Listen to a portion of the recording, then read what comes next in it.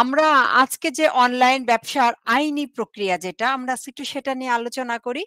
কিছুটা হলেও আপনারা শুনবেন, আপনাদের যা প্রশ্ন আছে আমাকে জিজ্ঞেস করবেন। আচ্ছা, আমার কি নতুন করে পরিচয় দেবার প্রয়োজন আছে? আমি Arpita Chowdhury, advocate, supreme court of Bangladesh. আপনারা যারা উদ্যোক্তা হতে চান, যারা উদ্যোক্তা আছেন বা যারা অনলাইন অফলাইন ব্যবসা করবেন, আমি আপনাদের সবার পাশে আছি সমস্ত রকম আইনি সহযোগিতা নিয়ে, সেই সঙ্গে মার্কেট অ্যানালাইসিস, বিজনেস প্ল্যানিং প্রত্যেকটা ব্যাপার নিয়ে। অর্থাৎ আপনাদের পাশে আছি একজন উদ্যোক্তার উকিল হয়ে, বাংলায় বললাম, লয়ার অফ এন্টারপ্রেনিউর। আচ্ছা, আজকে আমরা যেটা কথা বলবো, আমরা সেদিন কি আলোচনা করেছিলাম যে কোনো কিছু ব্যবসা করতে চাই তার একটা পরিকল্পনা থাকতে হবে। তারপরে কি করতে চাই? ব্যতিক্রম কোনো কিছুর চেষ্টা করতে চাই। এর পরের ধাপ কি বলেছিলাম? আমরা একটা নাম নির্বাচন করতে চাই। এর পরের ধাপটা হচ্ছে ব্যবসা শুরু করা। করলাম। কিন্তু আমার আইনি প্রক্রিয়া লাগবে। আপনাদেরকে আমি আইনি প্রক্রিয়ার ১ম ধাপটা কি আসে জানেন? Trade licence. এবার আমি আপনাদেরকে একটা কথা বলতে চাই, কেউ কিন্তু ব্যক্তিগত আক্রমণ নিবেন না। আমাদের সদ্য একজন অনলাইন অফলাইন ব্যবসায়ী যিনি শুরু করেছিলেন অনলাইন, পরে ঢাকা শহরে উনি ৩ থেকে ৪ টা শোরুম দিয়েছিলেন। আপনারা জানেন তিনি ভোক্তা অধিকার সংরক্ষণ ধারা কি হয়েছেন? ভোক্তা অধিকারের ৪৪ ধারা অনুযায়ী তিনি প্রায় ২ লক্ষ টাকার কাছে, অন্যান্য মানে ২ লক্ষ টাকার নিচে হয় আরকি ফাইন। ১ লাখ, ১.৫ লাখ, ১,৯০,০০০ এরকম হয়। এই ফাইনে উনি মানে উনাকে জরিমানা করা হয়েছে এবং উনি আদালতে রিট করেছেন। তারপরেও তার কিন্তু যতক্ষণ শুনানি না হবে আদালতে, তার সমস্ত দোকানগুলো বন্ধ হয়েছে। তার বিরুদ্ধে একটা বড় অভিযোগ এসছে। কি জানেন? উনার যে ট্রেড লাইসেন্স, সেই ট্রেড লাইসেন্সে উনি অনুমোদন নিয়েছেন কাপড় বিক্রি, পোশাক বিক্রি। কিন্তু সেই ট্রেড লাইসেন্স নিয়ে উনি কি করছেন? উনি কসমেটিক্স বিক্রি করছিলেন। এটা উনার বিরুদ্ধে অভিযোগ আনা হয়েছে। তাই আপনারা যারা অনলাইন বা অফলাইন ব্যবসা করেন, আপনারা মনে রাখবেন যে ট্রেড লাইসেন্সটা খুব বড় একটা ইস্যু। এই ইস্যুর ক্ষেত্রে আপনারা অনেকেই বলতে পারেন, যারা আমরা সিটি কর্পোরেশনের আন্ডারে আছি আমাদের একরকম ফি, যারা আমরা উপজেলাতে আছি বা গ্রাম অঞ্চলে আছি আমাদের ফি কম। আর যারা আমাদের ঢাকার সিটি কর্পোরেশন বা খুলনা সিটি কর্পোরেশন আছে না, ওনাদের কিন্তু ট্রেড লাইসেন্সের ফিটা খুব হাই। যদিও আমরা চেষ্টা করে যাচ্ছি এবং একটা সময় আমার ইচ্ছা আছে আমাদের এই প্রতিষ্ঠান, অর্থাৎ অনলাইনের যেই প্রতিষ্ঠানের মাধ্যমে আপনারা আমার কাছ থেকে আজকে আলাপ আলোচনায় অংশ নিচ্ছেন, এই প্রতিষ্ঠানের মাধ্যম দিয়ে আমরা হাইকোর্টে একটা রিট করব যে যারা অনলাইন এন্টারপ্রেনার হবেন তাদের জন্যে যেন ট্রেড লাইসেন্সের এই ফি, বিশেষ করে যারা নবীন অনলাইন উদ্যোক্তা হবেন তাদের এই ট্রেড লাইসেন্সের ফি যেন কমিয়ে দেওয়া হয়। আমার একটা ইচ্ছা আছে এটা, যে আমাদের এই প্রতিষ্ঠানে আমরা প্রেসিডেন্ট আপার সঙ্গে আলাপ করব যে আমরা বয়ার মাধ্যমে, অর্থাৎ বাংলাদেশ অনলাইন এন্টারপ্রেনার অ্যাসোসিয়েশন এর মাধ্যমে আমরা কোনো এই জাতীয় রিট করতে পারি কিনা। আমি লয়ার হব, পিটিশনার হবে বাংলাদেশ অনলাইন এন্টারপ্রেনার অ্যাসোসিয়েশন, যাতে আপনাদের ট্রেড লাইসেন্স ফিটা আমরা কমাতে পারি।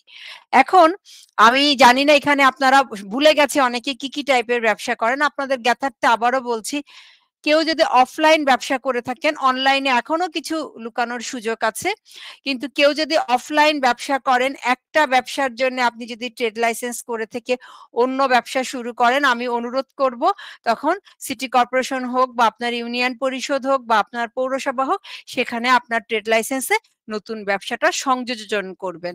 অর্থাৎ আপনার আগের নামেই থাকবে, আগের ব্যবসা থাকবে, তার সঙ্গে অল্প কিছু ফি দিতে হবে। ফি দিয়ে নতুন ব্যবসাটাকে ট্রেড লাইসেন্স অবশ্যই আনবেন। ট্রেড লাইসেন্স হচ্ছে আপনার ব্যবসা করার ১ম পরিচয় এবং আপনার যে ব্যবসার নাম, আপনার ব্যবসার ধরন সব উল্লেখ থাকবে। তাই এখানে যদি আপনারা এই জায়গাটা না নিয়ম মানেন, ওই যে বিপদ যখন আসে আসলে কিভাবে আসে, এই যে এই ভদ্রমহিলার মতো আপনারাও কিন্তু আক্রমণের শিকার হতে পারেন। তাই এই ব্যাপারটাকে মনে রাখবেন। আইনি প্রক্রিয়ার ১ম ধাপ হচ্ছে ট্রেড লাইসেন্স। এখন একটু আপনারা আমাকে বলেন কারোর কোনো ট্রেড লাইসেন্স সংক্রান্ত কোনো প্রশ্ন আছে কিনা? আমরা পার্ট বাই পার্ট যাব। বলেন। আসসালামু আলাইকুম আপু। ওয়ালাইকুম সালাম। আমার জি। আমি খুলনাতে থাকি। আমার দুটো ট্রেড লাইসেন্স আছে। একটা জি। হচ্ছে প্রথমেই আমি করেছিলাম ফুডের, পরে রুমিস কুকিং হ্যাঁ, স্টুডিওর হ্যাঁ, ফুড সাপ্লাই, হ্যাঁ, এবং খাদ্য মানে কি কয় বুটিক হ্যাঁ, শপ এবং ফুড সাপ্লাই হ্যাঁ, একসঙ্গেই হ্যাঁ, ছিল। হ্যাঁ, তো ওটা দিয়ে চালাচ্ছি, কিন্তু ওটা দিয়ে বুটিক শপ চালাই না, কিন্তু পরে আবার ট্রেড লাইসেন্স করেছি P&R হ্যান্ডিক্রাফটস, পাটজাত পণ্য এবং বুটিক বুটিক। সরবরাহ।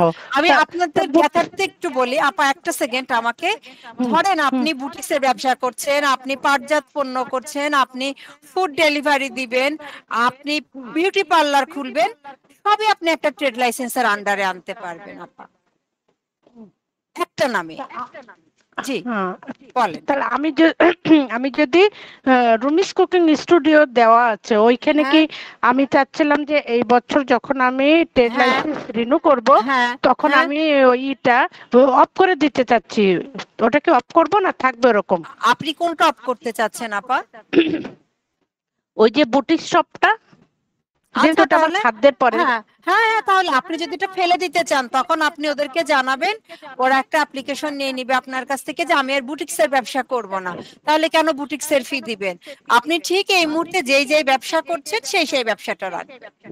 না, আমার তো দুটো ট্রেড লাইসেন্স, একটা ট্রেড লাইসেন্সের ভিতরে আমি আপনার বুটিক স্পার্ট সবকিছু দুইটা ঢুকাই দিতে চাচ্ছি। দুইটা দুইটা দরকার নাই আপা, একটা এনাফ, একটা এনাফ। তাহলে কি আমি ওই যেটা P&R হ্যান্ডিক্রাফটস দিয়ে যে আমার হ্যাঁ পাটের পরি। হ্যাঁ, পণ্য করছেন ওইটার ভিতরে আপনি লিখবেন আপনি ফুড চেইন বা ফুড ডেলিভারি দিতে চান।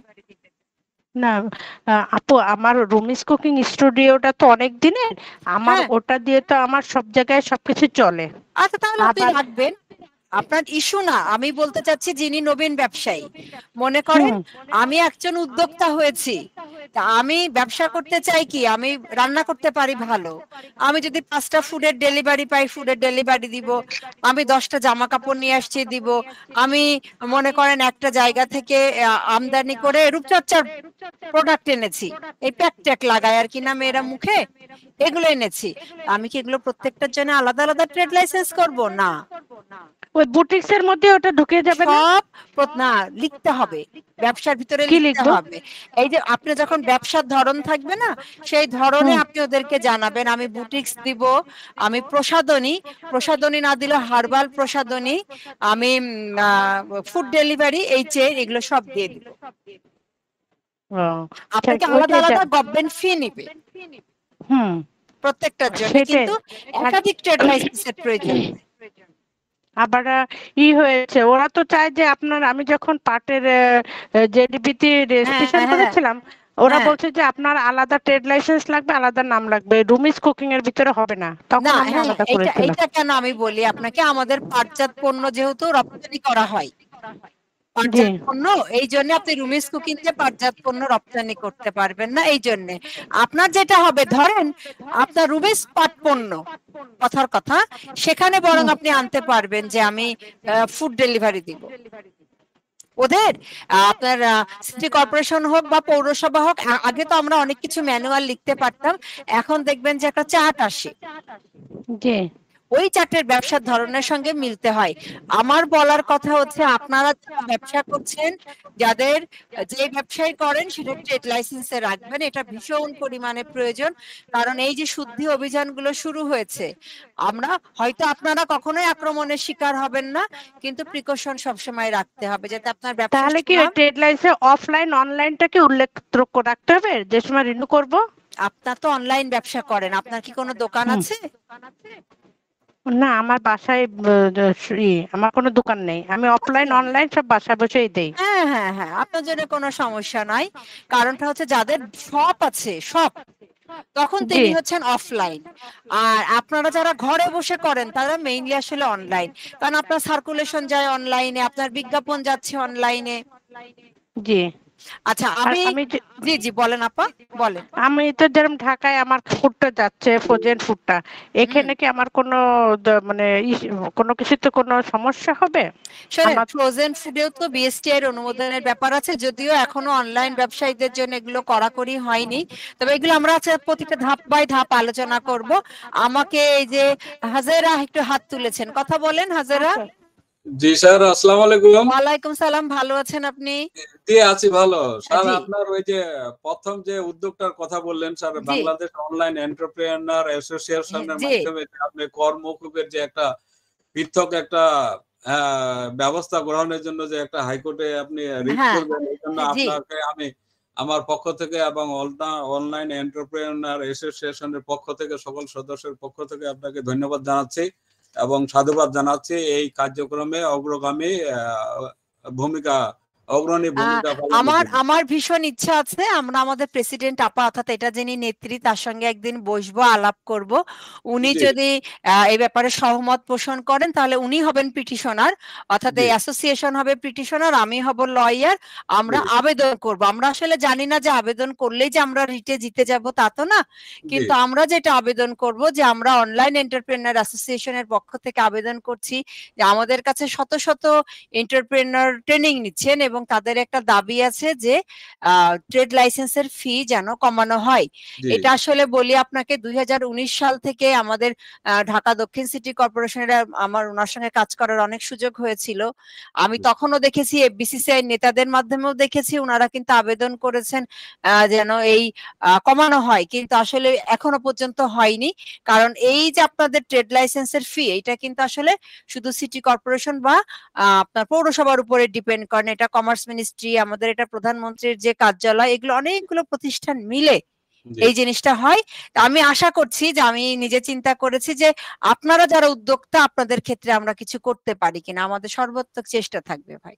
স্যার আমি আরেকটা প্রশ্ন করছি স্যার। জি জি আপনার জি মাধ্যমে অবশ্যই। বাংলাদেশ অনলাইন এন্টারপ্রেনার অ্যাসোসিয়েশনের মাধ্যমে সারা বাংলাদেশে আমরা নতুন উদ্যোক্তা তৈরি হ্যাঁ করব। আমরা নতুন উদ্যোগের জন্য, ব্যবসার জন্য বা যে কোনো সেবা প্রদানের জন্য আমরা উদ্যোগী হব আর কি, এক কথায় জি যেটা বলা জি যায়। জি আপনাদের মাধ্যমে, অত্র সংগঠনের মাধ্যমে, অত্র প্রোগ্রামের মাধ্যমে আমরা এটাকে প্রতিনিয়ত অগ্রগামী করতে চাই এবং সামনের দিকে এগিয়ে নিয়ে যাইতে চাই।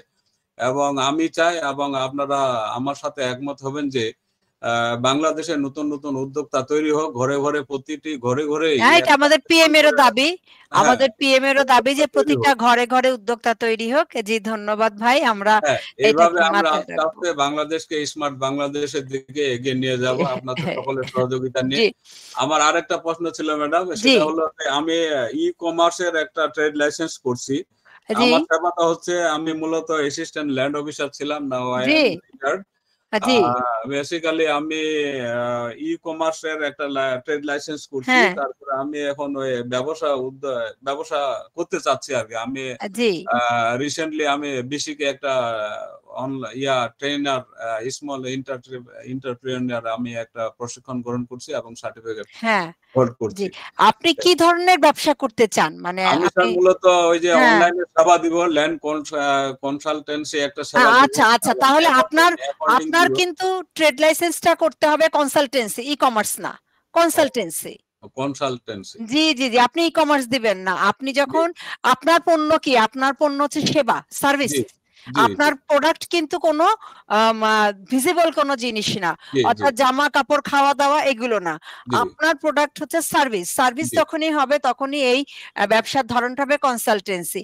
আপনি কি কনসাল। ধরনের কনসালটেন্সি দিবেন? ধরেন কারোর জমি কিনতে যাচ্ছে, সে বোঝে না, তাকে দাগ খতিয়ান, তার জি, মিউটেশন, তার আপনার ডিসিআর এর কিভাবে কি হয়, তার খারিজ কেমন করে হয়, জি, বা আপনার কাছে মনে করেন যে আমি জমিটার মাপতে চাইলো, ডিজিটাল জি, সার্ভে করতে চাইলো, আপনি তো এই জাতীয় সার্ভিস দিবেন। জি, জি, জি, সেবা হ্যাঁ দিতে। হ্যাঁ, তাহলে আপনার হবে হচ্ছে কনসালটেন্সি। আপনি এটা ই কমার্সে না, আপনার হবে কনসালটেন্সি। সেটা আপনি অনলাইনও দিতে পারেন, আপনি সেটা অফলাইনও দিতে পারেন। অফলাইনে দিতে পারি। জি জি জি এটা ম্যাডাম, আমি যে জি। আগে যে অনলাইনে ট্রেড লাইসেন্সটা আমি ই-কমার্স দিয়ে করে ফেলছি আর কি। তো আমি এটার সাথে এই করতে জুলাই পারবো?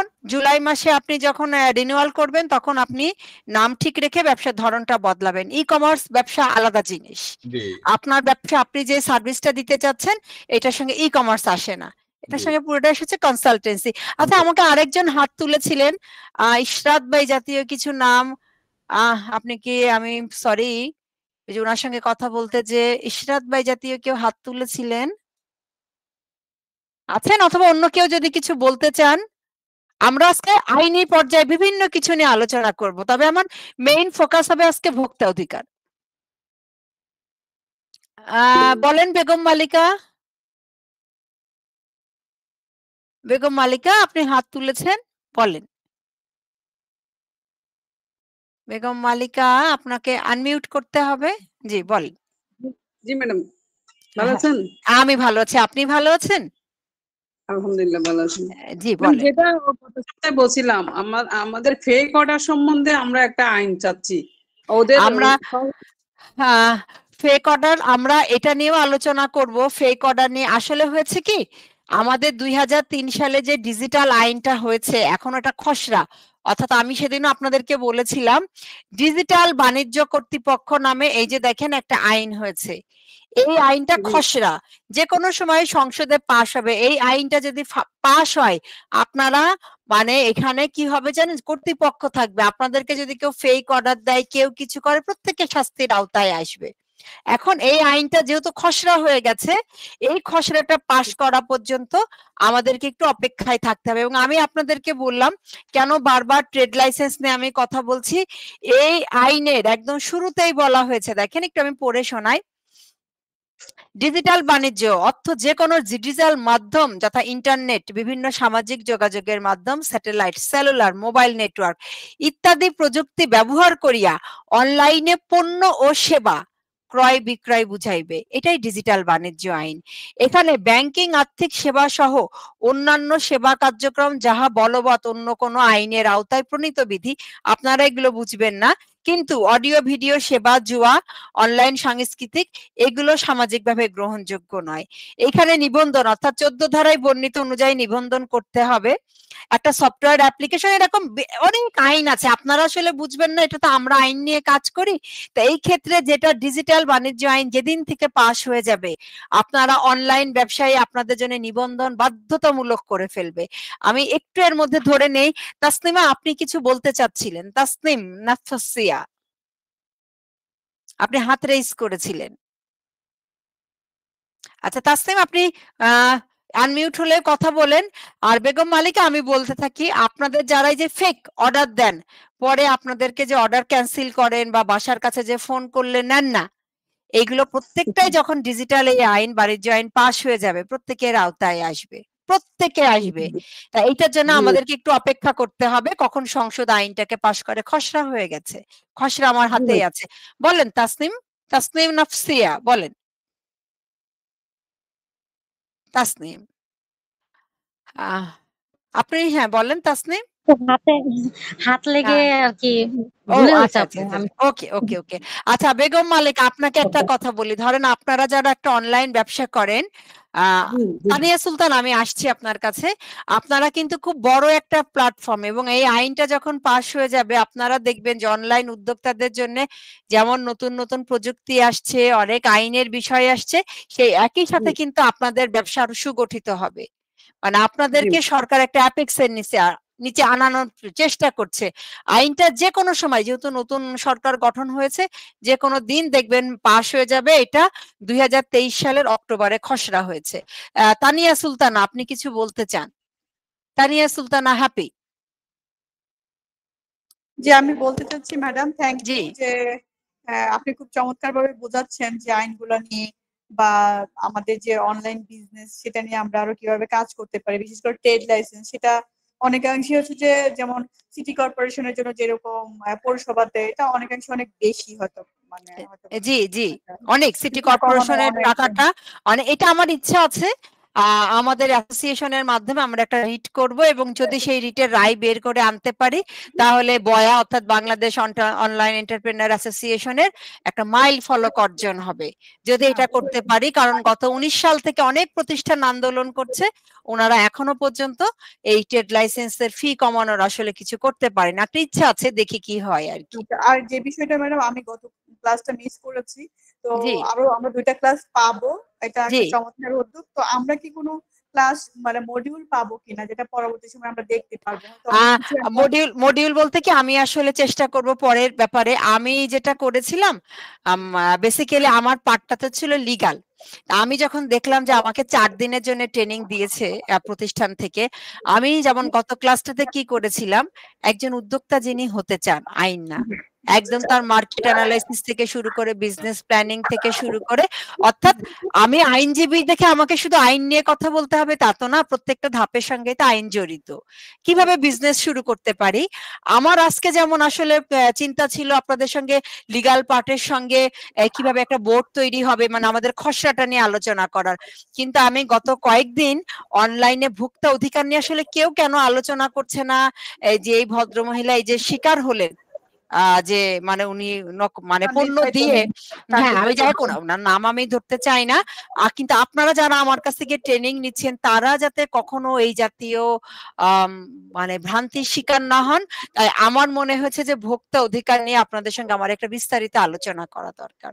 কিন্তু ম্যাডাম একটা মডেল পেলে পরবর্তী সময় আমাদের কোনো কারণে যখন মনে হবে যে এই বিষয়টা তো একটু শুনেছিলাম বাট তখন ধরতে পারছি না। জি জি জি, আমাকে তাহলে আমার যেটা হবে, আমাকে একটু সময় দেন, আমি একটা পাওয়ার পয়েন্ট বানানোর আসলে সত্যিকার থেকে আমার খুব ইচ্ছা করে যে আপনাদের জন্য অনেক কিছু করি। পেশাগত কাজে আমার এত ব্যস্ততা, জানেন এই ফ্রাইডেতে আমি 8টা ক্লাস নিয়েছি, অনলাইন অফলাইন, মানে ফিজিক্যালি যে অনলাইনে, তারপরে আমি আপনাদের সঙ্গে বসেছি। আমি আপনাদের পড়ানোর জন্য সত্যিকার অর্থে এই যে যা যা কিছু করেছি এটা আমি অলরেডি একজনকে টাইপ করতে দিয়ে দিয়েছি বাংলায়। উনি যখন এটাকে টাইপ করে দিবে আমি এটা আপনাদের গ্রুপে শেয়ার করে দিব, একটা বইয়ের মতো হয়ে যাবে। জি জি ম্যাডাম, হ্যাঁ এটা থাকবে আমাদের কাছে, আমি বলতে পারবো বয়া থেকে আমরা একটা প্রশিক্ষণ নিয়েছিলাম। না না না, এটা আমি অলরেডি টাইপ করতে দিয়ে দিয়েছি। আমি সত্যিকার অর্থে কি ল্যাপটপে বাংলা টাইপ পারি না, এটা এই জায়গায় আমার অজ্ঞতাটাকে আমি মেনে নিচ্ছি, আমি ইংরেজি টাইপ করি সব। বাংলা টাইপ করার জন্য অলরেডি আমি আমার অফিসের ছেলেদেরকে দিয়েছি, ওরা বলছে ম্যাডাম করে দিব, করে দিলে আমি সাজিয়ে দিব, ওরা তো ওদের মতো করে করবে, এরপরে আমি সাজিয়ে সেটাকে পিডিএফ করে আপনাদেরকে দিয়ে দিব, যে প্রতিটা ধারা ওখান থেকে পড়লেই মানে এভরিথিং থাকবে ওইটার মধ্যে। আমি আশা করছি যে আমি আপনাদেরকে এটা দিয়ে দিব আমার শেষ ট্রেনিং এর ক্লাসের মধ্যে, চেষ্টা করব। ইনশাআল্লাহ ম্যাডাম, আমরা অনেক উপকৃত হব। আর এই প্রতিষ্ঠানের সাথে আমরা কিভাবে সম্পৃক্ত হতে পারি সেটাও একটা বলবেন। হ্যাঁ, আসলে আমি তো এখান থেকে ট্রেনিং করাচ্ছি, এটা আমাদের ভালো বলতে পারেন লিডার আমাদের নেত্রী আপা। আপনারা যে হৃদয় সাহেব আছেন ওনার সঙ্গে একটু কমিউনিকেশন রাখবেন, আমার ধারণা উনি আপনাদেরকে এই ব্যাপারে গাইড করতে পারবেন। আর আমি সেদিন আমার ফোন নাম্বার দিয়ে দিয়েছিলাম চ্যাট বক্সে, আমি আবারও দিয়ে দিচ্ছি। সেটা হচ্ছে যে আপনারা আমার সঙ্গে যোগাযোগ করতে পারেন, আমার দিক থেকে সর্বোত্তভাবে আমি চেষ্টা করব আপনাদের পাশে থাকার। থ্যাংক ইউ ম্যাডাম, খুব ভালো লাগলো কথা। না আসলে হয় পেশাগত ব্যস্ততা তো থাকেই, চেষ্টা করব আমি। হ্যাঁ, মানে অর্পিতা চৌধুরী আপনি তো? আমি অর্পিতা করছেন না, কিন্তু উনি বিপদে পড়ছেন। একটা উদাহরণ দেই, মনে করেন আমি অনলাইন ব্যবসায়ী, আমি আপনাদের কাছে অনলাইনের একটা পোশাক বিক্রি করছি, যে এই কাপড়টা আমি ইন্ডিয়া থেকে নিয়ে আসি, কিন্তু দেখেন ইন্ডিয়া থেকে তো আমি সরাসরি কিছু আনতে পারি না।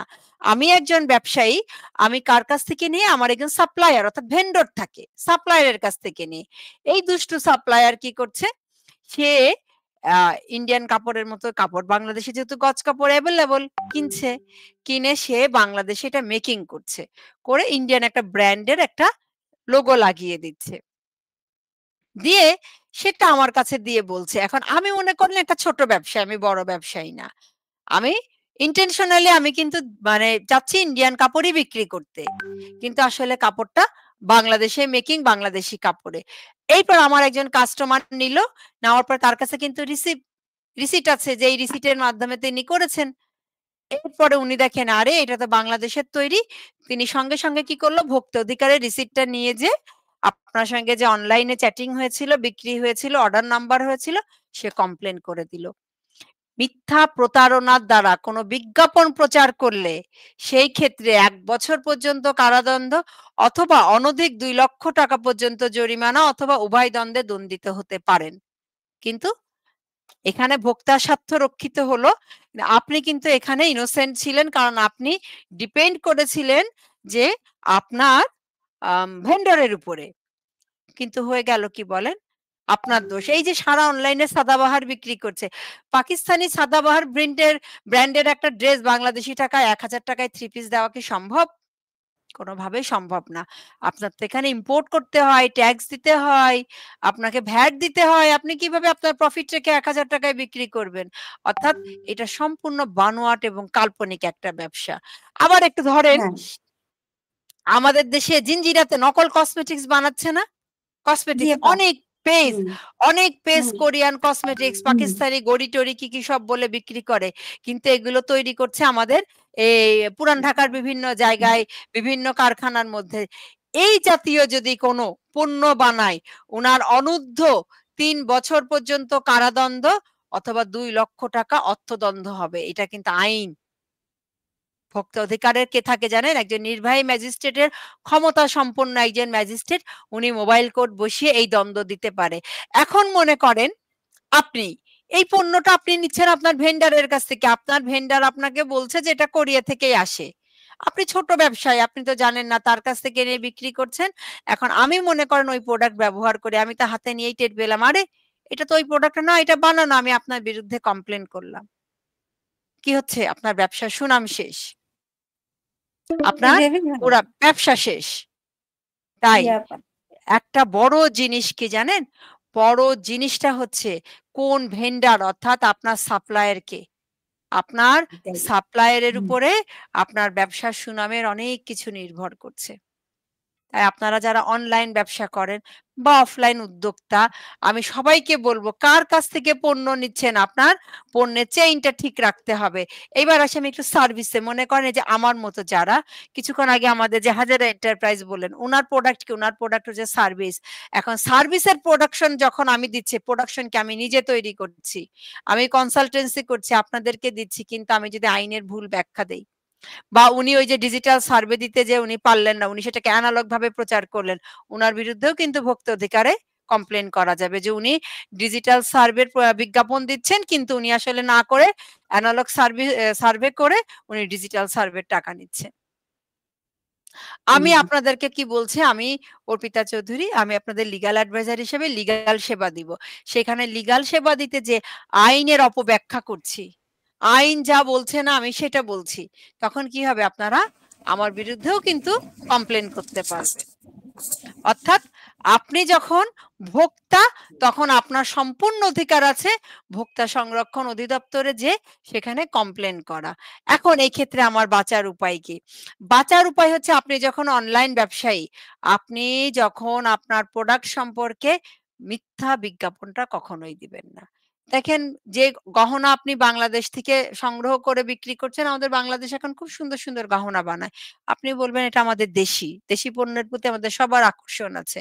কোনোভাবেই বলবেন না এটা ইন্ডিয়া, পাকিস্তান, ইউরোপ, আমেরিকার তৈরি। আমাদের প্রচুর পরিমাণে চাইনিজ পণ্য আসে। এক্ষেত্রে আপনি বলতে পারবেন চাইনিজ উল্লেখ করার দরকার নেই, এটি বিদেশি পণ্য। বিদেশের কোন দেশ থেকে আপনি তার উল্লেখ করছেন না।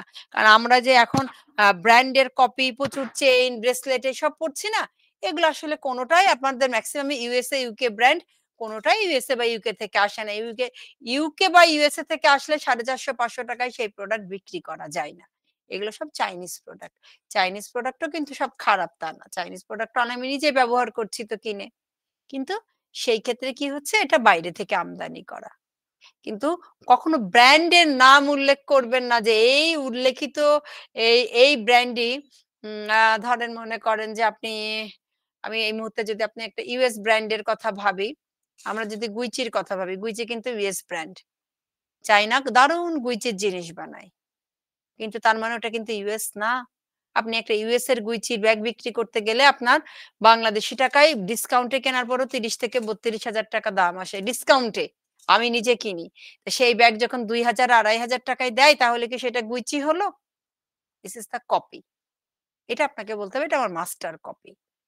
এই জিনিসগুলো থাকলে কখনোই আপনার ভোক্তা আপনার নামে কোনো কমপ্লেন করলে সেই কমপ্লেনটা টিকবে না। তাই ব্যবসা করার সময় আইনের কিছু ব্যাপার, প্রথমত ট্রেড লাইসেন্স মাস্ট ঠিক রাখতে হবে। যারা এমন কিছু বিএসটিআই এর কিন্তু একটা লম্বা লিস্ট দেওয়া আছে কোন কোন পণ্যগুলো বিএসটিআই এর অনুমোদন নেওয়া বাধ্যতামূলক। এগুলো আমি আপনাদের সঙ্গে এগুলো সমস্ত কি অনেক বড়, এটা আসলে যদি আমি শেয়ারও করি আপনারা এত ডাউনলোড করে ফোনে জায়গা পাবেন না। বিএসটি এর ওয়েবসাইটে গেলেই টের পাবেন, পিডিএফ করা আছে। কোন পণ্য বিএসটি, যেমন তেল যদি বিক্রি করেন, সাবান বিক্রি করেন, আফটার শেভ বিক্রি করেন, আপনি যদি আতর বা পারফিউম বানান, আপনি ফুডের ব্যাপার আছে, আপনার সয়াবিন তেল যদি আপনি প্রোডাকশনে যান, আপনি অলিভ অয়েলের প্রোডাকশনে যান, এগুলোর প্রত্যেকটারই কিন্তু বিএসটি এর অনুমোদন লাগবে। আর অনলাইন ব্যবসার ক্ষেত্রে আপনার মনে করেন কিছুই নাই, আমি শুধু বলবো অবশ্যই চেষ্টা করবেন একটা ট্রেড লাইসেন্স নিতে আর একটা ব্যাংক অ্যাকাউন্ট করতে। জানেন, আপনি আজকে ছোট উদ্যোক্তা আছেন, আপনি কিন্তু জানেন না আপনি কালকে কি হয়ে যাবেন। মনে করেন আপনি নকশি কাঁথার ব্যবসা করেন, আপনি এই যে সামিট গুলো হচ্ছে, মেলাগুলো হচ্ছে, আপনি হয়তো টেরই পেলেন না, কেউ একজন আপনার এই নকশিকাঁথা অনলাইনে দেখেই সে আপনাকে অফার করলো যে আপনাকে রপ্তানি করার জন্য, কারণ বাইরে আমাদের দেশে শতরঞ্জি, নকশিকাঁথা এগুলোর কিন্তু খুব চাহিদা। আমার পরিচিত অনেকেই আছে বাংলাদেশ থেকে কি পরিমাণ শতরঞ্জি নিয়ে যাচ্ছে ইউকে, আমার পরিচিত আছেন, আমার বন্ধু বান্ধব শতরঞ্জি নিয়ে যে ব্যবসা করছে, বাংলাদেশ থেকে তৈরি কুশন কভার নিয়ে ব্যবসা করছে। কিভাবে করছে? আড়ং টাড়ং এই প্রোডাক্ট গুলোর অনেক দাম। এরা লোকাল প্রোডাকশন দিচ্ছে, ওইখানে নিয়ে বেড কাভার, কুশন কাভার এগুলো। এই ট্রেড লাইসেন্সটা থাকলে, আর যখনই পর্যন্ত 2023 এর অক্টোবরে যে বাণিজ্যিক ডিজিটাল আইনে যে খসড়া হয়েছে, পাস করলে আপনাদেরকে ব্যাংক অ্যাকাউন্ট খোলা বাধ্যতামূলক করবে। আর ব্যাংক অ্যাকাউন্ট থাকলে কি হবে জানেন? আপনারা ভবিষ্যতে লোন পাবেন। কারণ বাংলাদেশের প্রত্যেকটা ব্যাংক এখন নারী উদ্যোক্তাদের জন্য খুব স্বল্প সুদে লোন দিচ্ছে, দিতে বাধ্য হচ্ছে। এটা আমাদের পিএম এর একটা ডিজায়ার যে বাংলাদেশে প্রচুর পরিমাণে নারী উদ্যোক্তা তৈরি হবে এবং ব্যাংকগুলো নারী উদ্যোক্তাদের জন্য 8%, 7 পয়েন্ট সামথিং এইরকম বিভিন্ন, এটা বাংলাদেশ ব্যাংকের রুলসও হচ্ছে, লোন দিবে, আপনাদের ডিপোজিটের নানা রকম সুবিধা দিবে। তাই আমি বলবো যে আপনারা যারা উদ্যোক্তা আছেন, আপনাদের ট্রেড লাইসেন্স হয়ে গেলে এই ব্যবসা প্রতিষ্ঠানের নামে একটা ব্যাংক অ্যাকাউন্ট করেন। এখন বলেন এইটুকুর মধ্যে কারোর কিছু জিজ্ঞাসা আছে কিনা? হ্যাঁ বলেন, মালিকা বেগম বলেন। ম্যাডাম, ট্রেড লাইসেন্স করতে চাচ্ছি যে এখন কি করা যায়, কিভাবে আবেদন করবো একটু জানান। ট্রেড লাইসেন্স আপনি কোথায় বসবাস করেন মালিকা? চট্টগ্রামে। আপনি চট্টগ্রামকে সিটি কর্পোরেশনের আন্ডারে? জি জি। তাহলে আপনি সিটি কর্পোরেশনে যাবেন, সিটি কর্পোরেশন অফিসে যেয়ে বলবেন আপনি ট্রেড লাইসেন্স করতে চান। এই ক্ষেত্রে বলে দেই, ট্রেড লাইসেন্স করলে তো আমাদের বাংলাদেশের নিয়ম হচ্ছে, সরকারের কিছু জটিলতা আছে। আপনি একজন অনলাইন ব্যবসায়ী, আপনি কমার্শিয়াল অ্যাড্রেস পাবেন কিভাবে, আমরা এগুলো নিয়ে আসলে রিটের বিষয়ে থাকবে। তা আপনি তখন ওদের সাথে একটু আলাপ করবেন, ওরা দেখবেন কিছু টাকা পয়সা না, এটা আমি আইনজীবী হিসেবে বলা উচিত না, দিয়ে আপনাকে তারা ট্রেড লাইসেন্স দিবে। ট্রেড লাইসেন্সটা পেলে আপনারা একটা ব্যাংক অ্যাকাউন্ট করেন। আমার কথা, মাসে 500 টাকা লেনদেন করেন, কিন্তু একটা না, ব্যাংক অ্যাকাউন্ট আছে অ্যাকাউন্ট ম্যাডাম, না অ্যাকাউন্ট আমি লেনদেন হয় আমার। আপনার আছে, অন্যদের যাদের নেই আমি তাদেরকে বলবো যে আপনারা প্লিজ একটা ব্যাংক অ্যাকাউন্ট খুলবেন। আয়েশা আক্তার ইভা বলেন, কি বলতে চান? আসসালামু আলাইকুম, ওয়ালাইকুম কেমন আছেন? সালাম, আমি ভালো আছি, আপনি কেমন আছেন আয়েশা? আলহামদুলিল্লাহ ভালো আছি। জি বলেন আমার আয়েশা। একটা প্রশ্ন ছিল, জি হচ্ছে মানে আমি যে ব্যাংক অ্যাকাউন্টটা খুলবো সেটা হচ্ছে আমার প্রতিষ্ঠানের নামে খুলবো। অবশ্যই প্রতিষ্ঠানের নামে সেটা খুলবেন। মানে কি ধরনের অ্যাকাউন্ট খুলবো? এটা হবে কারেন্ট অ্যাকাউন্ট। আপনার যখন ট্রেড কারেন্ট। লাইসেন্স হয়ে যাবে, ট্রেড জি জি। লাইসেন্সের অ্যাকাউন্টে আপনার যে ব্যাংক অ্যাকাউন্ট ওপেন হবে, এটা সবসময় কারেন্ট অ্যাকাউন্ট, মানে আপনার ব্যবসায়িক আচ্ছা। অ্যাকাউন্ট। এখানে জি আপনি জি যখন লেনদেন করবেন, আপনি আজকে 5,000 টাকার উদ্যোক্তা আছেন, কে জানে জি। আপনি সামনের বছরে 5 লাখ টাকার উদ্যোক্তা হয়ে যেতে পারেন। তো ব্যবসা না মানে আমি একটা অ্যাকাউন্ট খুলেছি সেটা নিজের নামে, না, তখন তো ওইটা বুঝতে আপনার পারিনি। পার্সোনাল, ওইটা আপনার না, পার্সোনাল কারেন্ট অ্যাকাউন্ট। অ্যাকাউন্ট মানে বিজনেসের জন্য খুলেছিলাম, কিন্তু সাজেশন পাইনি তো নিজের নামে খুলেছি। এই আমার যে ট্রেড এখন লাইসেন্সও আছে। সাজেশন দেওয়ার জন্য আমরা আছি, জি এই যে জি আপনি জি জি আমাদের সঙ্গে ট্রেনিং করছেন। ট্রেনিং জি এ কি হয়েছে জানেন? মোরাল বিষয় সবাই বলতে পারে, কিন্তু আপনি যখন ব্যবসা করবেন আপনার 9 টা বিষয় মাথায় রাখতে হবে। সেই 9 টা বিষয়ের মধ্যে যেমন হচ্ছে বিজনেস প্ল্যানিং, কি জি জি নিয়ে বিজনেস করতে চান, বিজনেসের নাম, মার্কেটে আপনার কি অবস্থা, আপনি কি ব্যতিক্রমী আনতে চাচ্ছেন, এগুলো সব যখন হয়ে যাবে, আপনার জন্য সবচেয়ে বড় ব্যাপার হচ্ছে আপনার লিগ্যাল পার্সপেক্টিভ। আপনি জি যদি জি আইনগত ব্যাপারগুলো সব জানেন, যে আমার কোন ব্যবসাটা বৈধ, কোনটা আমি প্রচার করতে পারি, কোনটা পারি না, আমার আইনগতভাবে কি করে চলা উচিত, আপনার ব্যবসা এমনি হবে। শুধু ফোকাস, জি জি। কাজে হ্যাঁ, ফোকাস। ঠিক। আমরা বুঝতে পারছি, থ্যাংক ইউ। বাংলাদেশের বেশিরভাগ মানুষই সমস্যা দেখেন না, বউকে মেরে বউয়ের নামে তালাক পাঠিয়ে ফেলি, তারপরে বউ তো দিয়ে দেয় নারী নির্যাতনের মামলা, যৌতুকের মামলা, তাই না? হ্যাঁ হ্যাঁ হ্যাঁ এগুলো হ্যাঁ, করে এরকম ফেলি। বেশি হয়। হ্যাঁ, তাই এই জন্য আমাদেরকে কি জানতে হবে জানেন? আইনটা জানতে হবে। আপনি আইন যদি জানতে হবে, আইন হ্যাঁ। জানেন, ব্যবসা করা কোনো ইস্যু না, জি কোনো জি। ইস্যু না, কোনো ইস্যু না ব্যবসা করা। তাই আপনাদের সবার কাছে আমার অনুরোধ, আপনারা ভালো উদ্যোক্তা হয়ে গড়ে উঠতে চাইলে বাংলাদেশে যে লোকাল লটা আছে, কোন ক্ষেত্রে কোনটা চলবে, খুবই অল্প, যে আমার কাছে ট্রেনিং করবেন, আপনারা জানতে চাইবেন। আমি কিন্তু জি জি। আমার মতো করে বলছি। আমার কাছে মনে হয়, দেখেন আমি যেহেতু লিগ্যাল প্র্যাকটিস করি আজকে 20 বছর, লিগ্যাল প্র্যাকটিসে কি আমার কাছে মনে কি এটা তো সহজ ব্যাপার, না জানলেও হয়। আসলে ওটা তো আপনার জন্য জানার প্রয়োজন। হ্যাঁ হ্যাঁ, ওটা আমার জন্য কঠিন হতে পারে বা হ্যাঁ আমি হ্যাঁ নাও জানতে পারি। হ্যাঁ ঠিক।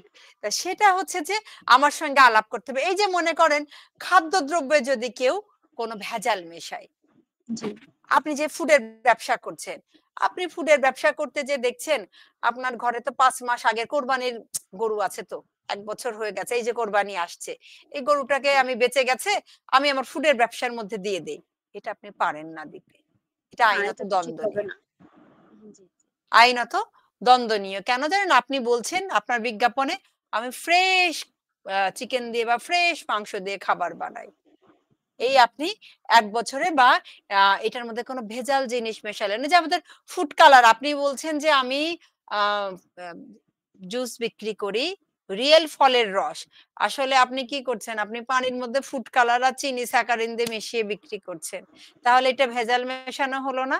এখন জি আমি জি যদি আপনার জুস খেয়ে অসুস্থ হই এবং আমি যদি ভোক্তা অধিকার সংরক্ষণ মানে অধিদপ্তরে অভিযোগ করি, আপনার কি হতে পারে জানেন? ৩ বছর শাস্তি। পর্যন্ত কারাদণ্ড অথবা ২ লক্ষ টাকা পর্যন্ত জরিমানা অথবা উভয় দণ্ডে দণ্ডিত হবেন।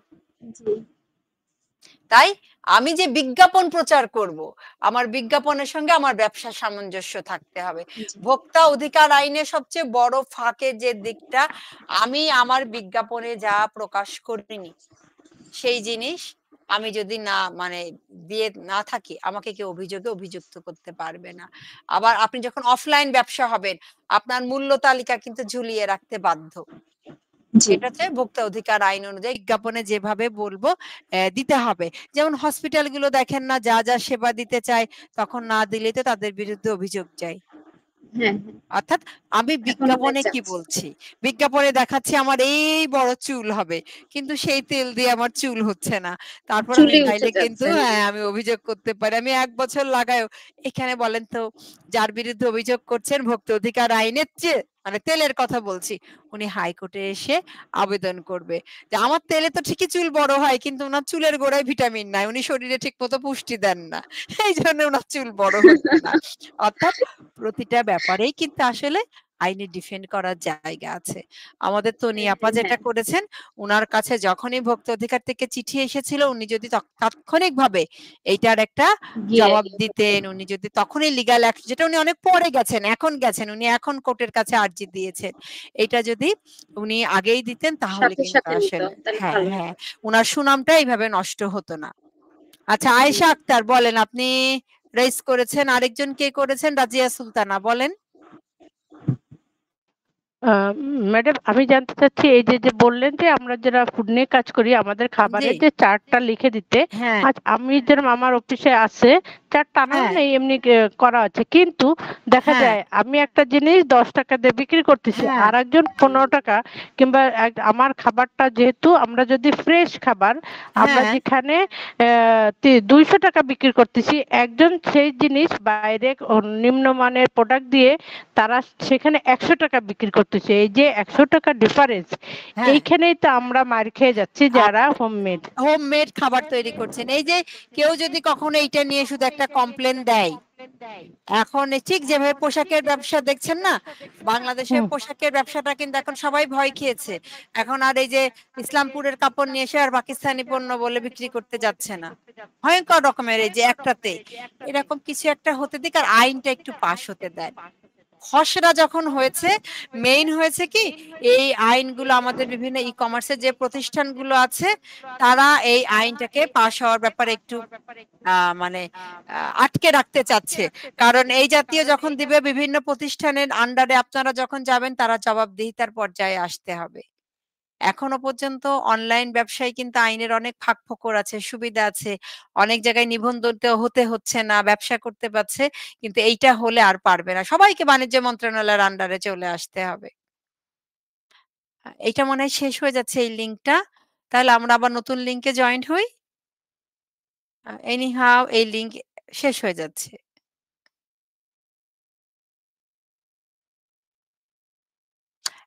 আমাদেরকে কি হৃদয় জানাবেন? আমরা আসলে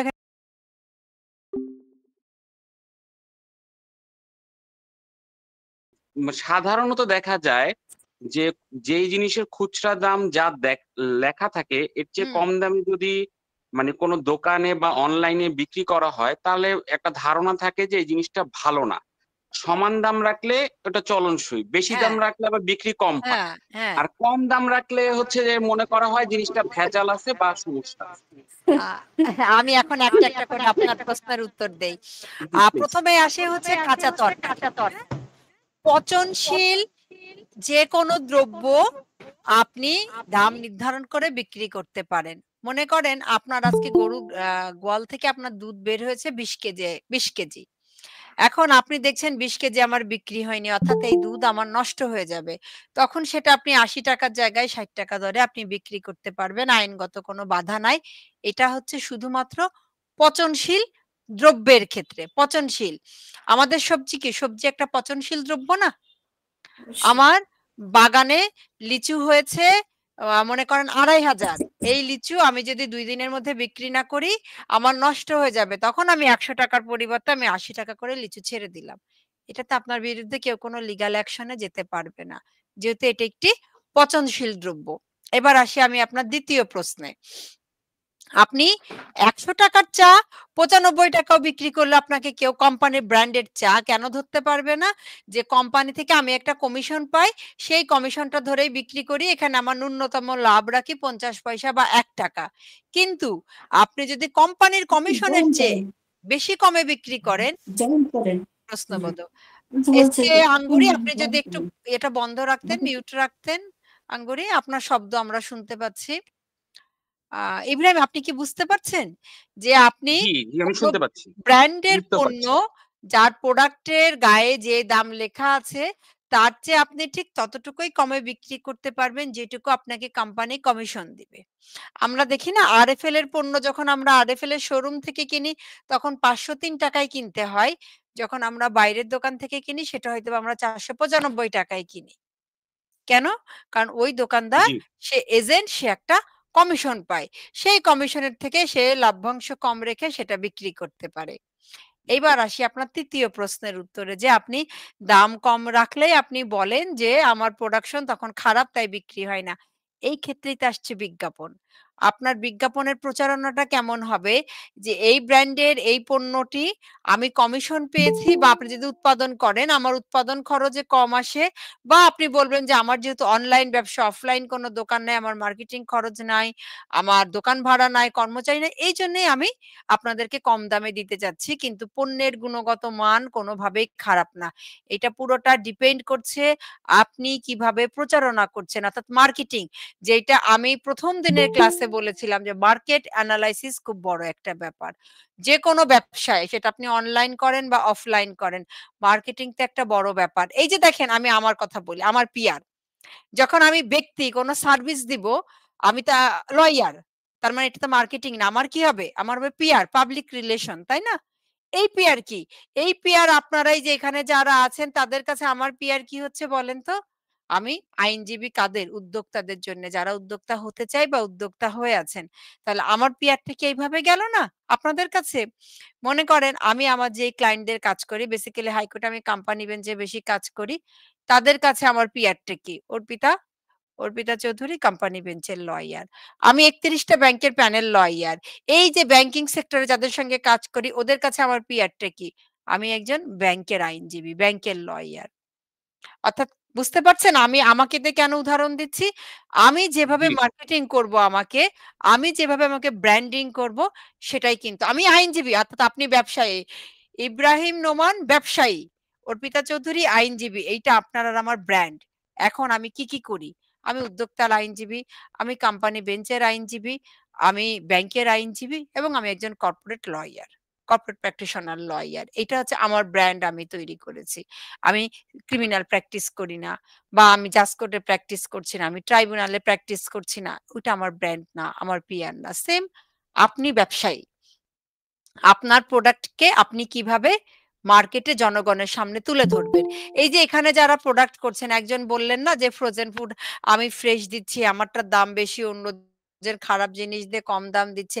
আপনার মার্কেটিং কি হবে বলেন? আপনার স্লোগান কি হবে? যে একবার আমার প্রোডাক্ট নিন এবং একবার টেস্ট করে দেখুন যে এর গুণগত মান কত ভালো, কতটা ফ্রেশ একবার খান তারপরে আপনি দ্বিতীয়বার অর্ডার করুন। অর্থাৎ আপনি জনগণের কাছে আপনার প্রোডাক্টকে যেভাবে পৌঁছাবেন, যেটাই আপনি PR করবেন সেটাই জনগণের কাছে যাবে। সেটাই। আপনি একটা দেশীয় জিনিস নিয়ে ধরেন অনেকে শীতল পাটির ব্যবসা করছে। এই শীতল পাটিটা আমাদের বাংলাদেশ থেকে প্রোডাকশন হচ্ছে। বাংলাদেশের ঘরে বসে থাকা গৃহবধূরা বানাচ্ছে। নকশি কাঁথাটা গৃহবধূরা বানাচ্ছে। সারা পৃথিবী জুড়ে আমাদের নকশি কাঁথার ব্র্যান্ডিং কিভাবে হয় জানেন? আমাদের বাংলাদেশের মেয়েরা দুপুরে রান্না-বান্না খাওয়ার পরে একটা বাড়ির উঠানে ১০ টা মেয়ে মিলে বসে গল্প করে আর নকশি কাঁথা বুনন করে। নকশি কাঁথার ডিজাইন এখন কর্পোরেট ওয়ার্লড করে কিন্তু নকশি কাঁথার আদি অকৃত্রিম গল্প কি? আমাদের বাংলার ঘরে, ঘরের জীবনী। এই মেয়েগুলো কি সাধারণ জীবনযাপন করে? পিঠা বানায়, পিঠার ছবি করে, বাচ্চা পালন করে, রান্না করে। ওটাই তো নকশি কাঁথা। এটাই PR, এটাই ব্র্যান্ডিং। এই জিনিসটাই ব্র্যান্ডিং। আপনি আপনার ব্যবসাটাকে কিভাবে ব্র্যান্ড বানাতে পারছেন? আপনারা যারা এখানে উদ্যোক্তা আছেন প্রত্যেকে একেকজন ব্র্যান্ড। প্রত্যেকেই। ভাববেন না যে এ ব্র্যান্ড হয়েছে, ও ব্র্যান্ড হয়েছে। আপনারা প্রত্যেকে ব্র্যান্ড কিন্তু কিভাবে বানাবেন? বাংলাদেশে হাজার, হাজার অর্পিতা চৌধুরীর মতো লয়ার আছে। কিন্তু আমি কি? আমি অর্পিতা চৌধুরী, আমি ব্র্যান্ড। আমার ফার্মের নামই অর্পিতা চৌধুরী অ্যান্ড অ্যাসোসিয়েট। আমি আমার ব্যাংকিং জগতে আমার ফার্মকে সবাই অর্পিতা ল ফার্ম ডাকে। আমি তৈরি করেছি ব্র্যান্ড। তাই আপনারা যারা আছেন প্রত্যেকেই নিজের যে নাম সেটাই ব্র্যান্ড। আমি খাবার বানাই। আমার যে খাবার হয়, আমার যে প্রোডাকশন হয় সেটা অন্যের চেয়ে ভালো। এটাই আমার ব্র্যান্ডিং। ওই যে একজন ল্যান্ডের সার্ভে দিবেন যে ভাই বলছেন, উনি রিটায়ার্ড একজন সরকারি অফিসার, উনি জানেন ল্যান্ডের কি, কি আমি করতে পারি। উনি কোন বেটার সার্ভিস দিবেন ওইটাই হবেন উনার PR, উনার ব্র্যান্ডিং। যেই বাচ্চাটা আ আপনার এখানে মনে করেন হাতে বানানো প্রোডাক্ট একজন আমাকে বলছিল যে, "আমি উদ্যোক্তা হতে চাই। আমি হাতের বিভিন্ন জিনিস বানাতে চাই।" এটাই তো ওর প্রোডাক্ট, ওর ব্র্যান্ড যে আমি মম বানাতে পারি। নানা রকম যে এখন ড্রাই ফ্লাওয়ার দিয়ে মম বানাচ্ছে। কেউ আছে ড্রাই ফ্রুটের বিজনেস করছে। অর্থাৎ আমার বাড়িতে খেজুর গাছ আছে, সেই খেজুর পাকে অনেক খেজুর হয়, সেই খেজুরটাকে আমি শুকাই। বাংলাদেশে এখন কাজু বাদাম চাষ হয়, সেই কাজু বাদামটাকে এনে আমি ড্রাই করছি। বাংলাদেশে চীনা বাদাম হয়, সেই চীনা বাদামটাকে ড্রাই করছি, এরপর আমি মিক্সড করছি। এইটাই আমার ব্র্যান্ড। এগুলো আমি নিজে গুণগত মান দেখে দিয়ে করছি। আমি জানি এটা কতটা পরিচ্ছন্ন। এটাই। আমি আমদানি করি। চিয়া সিডের যারা ব্যবসা করে, চিয়া সিড তো বাংলাদেশে উৎপাদন হয় না। সে আমদানি করছে। আমদানি করার পরে সেটাকে পরিচ্ছন্ন করছে। সেটাকে সে খুব সুন্দর করে প্যাকেটজাত করছে। তারপর আমি নিজে কিনি তো অনলাইন থেকে। আমি খাই চিয়া সিড। তা দুর্দান্ত জিনিস একটা। তার মানে কি সে ব্র্যান্ড এইভাবে করছে। যিনি কাঁচা বাজার করছে, আমার প্রতিটা সবজি ফ্রেশ। আমি যে এই লাউ বিক্রি করি, এই লাউ একদম কচি লাউ। আমার কাছে ছাড়া অন্য জায়গায় এই লাউটা পাবেন না। এটাই আপনার ব্র্যান্ড। ডালের বড়ি বিক্রি করেন। আমি যেই ডালের বড়িটা বানানো হয় আমার কাছে যেটা, সেইটার প্রোডাকশন একদম ফ্রেশ। আমি সেটা দায়িত্ব নিচ্ছি। এখানে কোনো ভেজাল নাই, কিছু নাই। এভাবে ব্র্যান্ড তৈরি হবে। আমি ঘি বিক্রি করি। আমার ঘি ভেজাল মুক্ত। আপনি আপনার ঘরে নিয়ে যেয়ে আপনি টেস্ট করলেই বুঝবেন। এটাই হচ্ছে ব্র্যান্ড, এটাই মার্কেট এনালাইসিস। যে অন্য একজন কি করছে তার চেয়ে আমাকে বেটার দিতে হবে। এটাই মার্কেট এনালাইসিস। আমরা যখন ব্যবসা করতে যাই, দেখেন বড়, বড় কোম্পানিগুলো নানা রকম জরিপ করে না? এটা কিন্তু মার্কেট এনালাইসিস। যে তাদের প্রোডাকশন যে মার্কেট রিসার্চ। জি। এনালাইসিস টা করে। যে আপনার সাবানের গুঁড়া, আপনার বিভিন্ন ড্রিংকস এরা করে না? আপনি কখনো খেয়েছেন কিনা? এটা দেখেছেন কিনা? অর্থাৎ এই পণ্য কোথায় যেয়ে পৌঁছাচ্ছে। আপনি দেখেন এই যে বড়, বড় ব্যাংক মেয়েদের জন্য যে প্রোডাক্ট ওদের ব্যাংকের প্রোডাক্ট কি? ব্যাংকের প্রোডাক্ট হচ্ছে ক্রেডিট কার্ড বা লোন, তাই না? বা ডিপোজিট কোন স্কিম এটাই তো প্রোডাক্ট। এই প্রোডাক্ট আনার পরে দেখেন ওরা কি পরিমাণে প্রচারণা চালায়। তারা অনলাইন, অফলাইন চালাচ্ছে। ব্যাংকের মধ্যে তারা একদম বড়, বড় স্ক্রিন ঝোলাচ্ছে, নানা রকম ব্যানার দিচ্ছে। মে আমি আমি প্রাইম ব্যাংকের লয়ার হিসেবে আপনাকে আমি বলি আমাকে প্রায় তারা ডাকে। প্রাইম ব্যাংকের প্রোডাক্ট হচ্ছে নীরা। সেই নীরা কিনে তারা আড্ডা বসায়। মানে এই যে অনলাইন বা অফলাইন যারা উদ্যোক্তা আছে ওদের কাস্টমার এদের কিনে তারা খানাপিনা দিচ্ছে। তাদের প্রোডাক্টটা পরিচিত করছে। ব্র্যান্ডিং। এত বড় কোম্পানিদের যদি ব্র্যান্ডিং করতে হয় তাহলে আপনারা যারা ছোট উদ্যোক্তা আপনাদের ব্র্যান্ডিংটা সারাক্ষণ করতে হবে। সেটা কিভাবে করবেন? আপনি লিখে করবেন আপনার পেজে, আপনি মুখে ভিডিও বানিয়ে বলবেন, আপনি লাইভে আসলে বলবেন। আমার ভীষণ ইচ্ছা জানেন যে আপনাদের জন্যে আমি ছোট, ছোট ভিডিও বানাই। বিশেষ করে ভোক্তা অধিকারের ৫ টা ধারা, আপনাদের প্রয়োজন ৫ টা ধারা। কিন্তু এই যে আমি মানে বসি সময়ের সঙ্গে মেলে না যে এই ৫ টা ধারা অনলাইন ব্যবসায়ী হতে গেলে ভীষণভাবে জানা প্রয়োজন। এই যে এই জিনিসগুলো জানলে আপনাদেরকে ভোক্তা অধিকার নিয়ে কেউ আটকাতে পারবে না। আরেকটা নিয়ে আলোচনা করব আমরা, দ্বন্দ্ববিধি, প্রতারণা। ওই যে আমি বললাম, কেউ মনে করেন যে বলছেন যে আমি মুরগির মাংস দিয়ে খাবারের প্রোডাক্ট বানাই, আসলে আপনি দিচ্ছেন মুরগির নাড়ি ভুড়ি, গিলা, কলিজা, মুরগির পা। তো এই ক্ষেত্রে যদি কেউ ভোক্তা অধিকার না, সরাসরি ম্যাজিস্ট্রেট কোর্টেও যে আপনার বিরুদ্ধে কিন্তু কমপ্লেইন করতে পারে, প্রতারণার অভিযোগ করতে পারে। এগুলো আমাদের লিগ্যাল পার্সপেক্টিভ জানতে হবে। এখন আমার সঙ্গে একটু শেয়ার করেন তো আপনাদের আর কোন বিষয়, আমাদের কিন্তু আরো ২ টা ক্লাস আছে। উদ্যোক্তা হওয়ার জন্যে একেবারে ৪৫ মিনিট ধরে কোনো একটা কিছু বিষয় জানতে হয় তা না। আমরা নানা কিছু নিয়ে এনালাইসিস করব। বলেন সুমাইয়া আক্তার, ইব্রাহিম নোমান, বলেন আপনারা। জি, আমার আরেকটা কোশ্চেন ছিল। জি। ইব্রাহিমেরটা বলবো আমি শুনেনি? নাকি? হ্যাঁ, হ্যাঁ, ইব্রাহিমেরটা শুনি, তারপর আমি সুমাইয়া একটা আসছি। বলেন ইব্রাহিম। জি, ধরুন কেউ হ্যাঁ। বলল যে আমার সবজিটা ভালো থাকার পরও হুম। কেউ বলল যে আপনার মানে প্রোফাইলেই কমেন্ট করলো বা পেজে কমেন্ট করলো যে, বা সে প্রচার করলো যে এই সবজিটা ভালো ছিল না, এটা খুব খারাপ, নিম্নমানের, অথচ ভালো ছিল। তখন করণীয়টা কি হবে? এটা একটা। আর হ্যাঁ। ২ নাম্বার কোশ্চেন হচ্ছে, আপনার দীর্ঘ ক্যারিয়ারে নিশ্চয়ই আপনি এরকম কখনো নিশ্চয়ই হয়েছে, বা যদি না হয়ে থাকে আপনি কিভাবে হ্যান্ডেল করতেন বা করেছেন এরকম কোন ক্লায়েন্ট যে আপনাকে বলল যে না, অর্পিতা ম্যাডামের সার্ভিসটা, আপনি যেহেতু সার্ভিস হ্যাঁ, প্রেয়ার করেন, হ্যাঁ। সার্ভিসটা ভালো না, অথচ হুম। আপনি আপনার দিকে মানে 100% সার্ভিস দিয়েছেন, তখন আপনি এটা কি করতেন বা কি করা উচিত? যদি এটা একটু আপনার অভিজ্ঞতা থেকে বলতেন। আচ্ছা, এখন ইব্রাহিম আমি আপনাকে বলি, নেগেটিভ কমেন্টস, নেগেটিভ মার্কেটিং ব্যবসাতে, ব্যক্তিগত জীবনে সব জায়গায় থাকবে। এই যে ধরেন আমি আপনাদেরকে ট্রেনিং করাচ্ছি, তাই না? এর মধ্যে হয়তো ৫ জনই বলবে যে এই ভদ্রমহিলা তো আই কনট্যাক্ট করতে পারেন না। উনি আমাদেরকে কি বুঝিয়েছেন, আমার আসলে কোনো কাজেই লাগেনি। অর্থাৎ নেগেটিভ জিনিসটা প্রতিটা জায়গায় থাকতে হবে। এইটাকে ওভারকাম করা। আপনার ক্ষেত্রে ধরেন পেজে কমেন্ট করেছে কেউ একজন, উনার পণ্য ভালো না, এইটা। আপনি তখন কি করবেন জানেন? যে আমার পণ্যের গুণগত মানের সমস্ত দায়িত্ব আমি নিচ্ছি। আপনি আরো একবার বা আপনারা আরো একবার ব্যবহার করেন। ব্যবহার করে বলবেন যারা এই জাতীয় নেগেটিভ মার্কেটিং করে তারা আসলে কখনোই পণ্য কেনে না। কখনো কেনে না। না কিনে আপনার নেগেটিভ মার্কেটিং করার। আমার প্রফেশনের ক্ষেত্রে বলি যে দেখেন এটা কি হয়, আমাদের লয়ারদের তো আ কখনো ফিক্সড আমাদের লিগ্যাল ফি দেওয়া থাকে না। একই জিনিস, সেম জিনিস আমি কিন্তু দেখি আমার ক্লায়েন্টের আসলে ফাইন্যান্সিয়ালি কন্ডিশন কেমন। আমার কাছে আমার স্টুডেন্ট, আমি যেহেতু একজন শিক্ষক, গত ১৯ বছর ধরে আমি শিক্ষকতা করছি। আমার ছাত্র যখন একই কাজে আসে তাদের কাছ থেকে আমরা কোনো চার্জ নেই না। সরকারি খরচ দেয়। একইভাবে যখন আমার একজন উচ্চপদস্থ ক্লায়েন্ট আসবে, আমি তো একটা ভালো টাকা নিব। তারপর ধরেন এখানে নেগেটিভ কমেন্টস থাকবে। কিন্তু এটাকে কি হয়? আজকে আমার এই দীর্ঘ ক্যারিয়ারের জীবনে আমি এটাকে ওভারকাম করা শিখেছি। ঠিক আছে, উনার সার্ভিস ভালো লাগেনি, আপনি ২য় বার আমার কাছে আসবেন না। অন্য লয়ারের কাছে যাবেন। আর আমার সার্ভিস যারা নিয়েছেন, আমার সঙ্গে যারা কাজ করে কমফোর্ট ফিল করেছেন, তারা তো আমার কাছে আসবেনই। তবে এটা খুব কম হয়েছে। কম হয়েছে কিভাবে? আমি একটা জিনিস সবসময় খুব মাথায় রাখি। আমার প্রফেশনটা কি? সার্ভিস, সেবা দেওয়া। এখানে ধরেন এই যে আজকে আপনাদের সঙ্গে বসে আছি। আমি গত ১ সপ্তাহ যাবৎ আমার জ্বর ভালো হচ্ছে না। কিন্তু বলেন তো আমার কি কোন রিঅ্যাকশন এ আপনারা টের পাচ্ছেন যে আমি ফিজিক্যালি আসলে ভীষণ আনফিট? আমি যে না। ক্লাস নিয়েছি কেউ টের পায়নি। ম্যাম, আপনি দিস তো ইস দ্যা আসলে মাই প্রফেশনাল। হ্যাঁ, এটা আমাদের হ্যাবিট, হ্যাঁ? আপনাদেরকে এই যে ক্লাসের মাঝখানে যখন আমাদের লিঙ্ক ছিল না, আমি কিন্তু সঙ্গে, সঙ্গে যে ১ বোতল পানি খেয়ে ফেলেছি। কারণ আমার শরীরটা ড্রাই লাগছিল। তা আপনাকেও এই জায়গাটায় পৌঁছাতে হবে। যিনি আপনাকে নেগেটিভ মার্কেটিং করছেন, আপনাকে ইগনোর করতে হবে। জাস্ট ইগনোর হিম।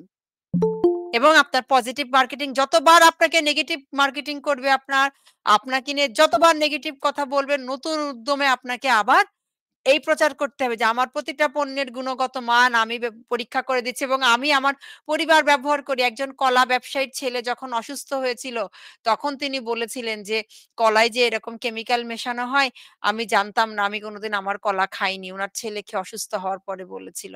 তাই আপনারা সবসময় যেটা করবেন, আমার পণ্য আমি নিজে ব্যবহার করি।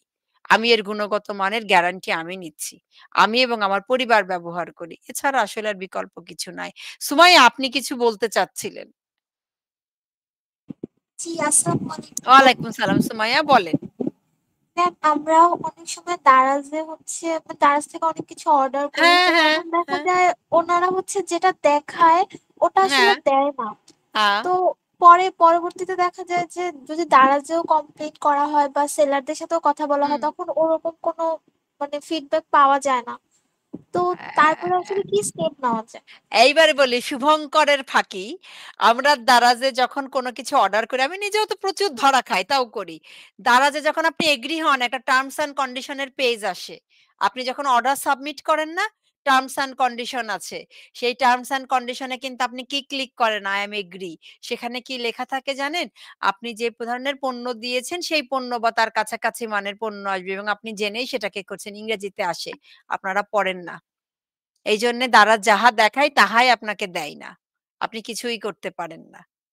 কারণ ওই যে চালাকি করে রেখেছে টার্মস অ্যান্ড কন্ডিশন জি দিয়ে। ম্যাম, অনেক সময় আবার এরকম হয় আমরা যেটা অর্ডার করেছি ওইটা না দিয়ে একদম অন্য একদম ডিফারেন্ট একটা প্রোডাক্ট হ্যাঁ, পাঠায়, হ্যাঁ। যেটা এটার সাথে এ একদমই রিলেভেন্ট এই না। কারণে তো দারাজের ব্যবসা কিন্তু এখন অনেক খারাপ। দারাজের কিন্তু সেই আগের মার্কেটিংটা নাই। আগেরটা নাই। আপনি জেনে রাখবেন যে যারা এরকম বড়, বড় কোম্পানি আছে Amazon কিন্তু এতটা খারাপ করে না। আমি Amazon এর প্রচুর পণ্য কিনি। দারাজ পৃথিবীর অন্য দেশে করতে পারে না। এটা বাংলাদেশেই বেশি করে। বাংলাদেশ, পাকিস্তান, ইন্ডিয়াতে। কারণ আমাদের সাবকন্টিনেন্ট এ এগুলো করা সহজ। আমাদের আইনের ফাঁকফোকর অনেক বেশি। কিন্তু আপনারা যারা অনলাইন উদ্যোক্তা হতে যাচ্ছেন বা আছেন, আপনাদের কাছে আমি মানে অনুরোধ করব যে কখনো অন্যরকম পণ্যের ছবি শাহরুখ খানকে দেখিয়ে হিরো আলমকে দিয়েন না। কেন করবেন না জানেন? বহুদূর যেতে হবে। বহুদূর। আজকে আমার প্রফেশনের বয়স আমি ২০০৩ সালে আমি বের হয়েছি ইউনিভার্সিটি থেকে। এটা ২০২৪ সাল। অর্থাৎ আমার প্রফেশনের বয়স প্রায় ২১ বছর। ২১ বছরে দেখেন আমি কিন্তু সামনেই এগিয়েছি। পিছনে আমাকে তাকাতে হয়নি। আমি একটা জিনিস খুব বিশ্বাস করি সেটা হচ্ছে কাজ এবং ফোকাস। অর্থ এমনি আসবে। মানে আপনি যদি আপনার যে প্রোডাক্টের ছবি দিচ্ছেন, যা প্রচারণা করছেন এইটাকে যদি আপনি সার্ভিসে দিতে পারেন, আপনার ক্লায়েন্ট আপনাকে ছেড়ে যাবে না। আমি দেখেন আমি নিজে এত ব্যস্ত থাকি, আমি কবে শেষ মার্কেটে গিয়েছি আমি নিজেও জানি না। আমার সময় নাই আসলে। মানে আমি পারি না। আমি খুব শাড়ি পরতে পছন্দ করি। আমার বিশ্বস্ত কিছু পেজ আছে। এরা কিন্তু যা ছবি দেয় তাই বিক্রি করে। আমি কিন্তু শাড়ি পরি তাদের কাছ থেকে নিচ্ছি। অবিরত নিচ্ছি। কেন জানেন? আমি এদের পার্মানেন্ট কাস্টমার হয়ে গেছে। আমি জানি যে এরা দেয় না। এই জায়গা যখন তৈরি করবেন আপনার ক্লায়েন্ট আপনাকে যিনি ফুডের ব্যবসা করেন, আপনি আপনার পেজ লিংক পাঠাবেন। আপনার ফুড আমি কিনবো। কেনার পরে কি হবে? আমি যদি ওর ফুডের নাগেট খেয়ে আমার বাচ্চা খেয়ে যদি বলে না মা দিস ইস গুড, আমি কিন্তু ওর কাছ থেকেই নিবো। কারণ আমি বাইরে যাই না। আমি অনলাইন থেকেই কিনি। আমার সময় নেই তো। আমার মতো অজস্র মানুষ আছে যারা অনলাইন থেকে কেনে। একটা সময় বাংলাদেশ এমন জায়গায় আসবে জানেন অফলাইন ব্যবসা কমে যাবে। সব অনলাইনে চলে আসবে। আইনটা পাস হতে দেন। মেক্সিমাম জিনিস এই যে আমরা যারা দেশের বাইরে মানে প্রোডাক্ট কেনে এরা কিন্তু কেউ মার্কেটে যায় না। এদের এত সময় নাই। এরা সব অনলাইন কেনে। আপনি দেখেন আমি ঈদের ছুটিতে আমি দেশের বাইরে যাচ্ছি। অলরেডি আমি কি পারচেজ করব আমি ডলারে পেমেন্ট দিয়ে আমার হোটেলের ঠিকানা আমি দিয়ে দিয়েছি। যে এত তারিখের মধ্যে সমস্ত প্রোডাক্ট গুলো আমার হোটেলে ডেলিভারি দিয়ে দিবে। কারণ আমি যদি সময় না পাই ওগুলো কেনার এত ঘোরাঘুরি আমি যাচ্ছি বেড়াতে আমি বেড়াবো। মার্কেটে ঘুরে আমি সময় নষ্ট করব কেন? মানে পৃথিবী কোথায় এগিয়ে যাচ্ছে।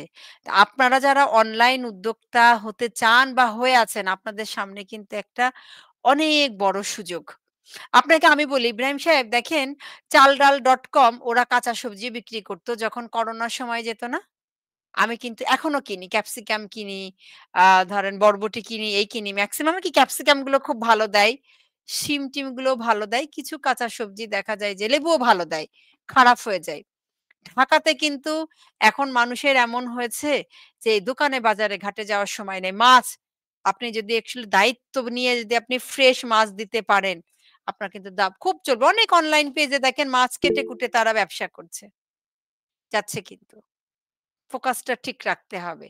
আর প্রচারণা, যত বেশি প্রচারণা করবেন মানুষের কাছে যাবে। আপনি প্রচারণা না করলে কিন্তু মানুষের কাছে যাবে না।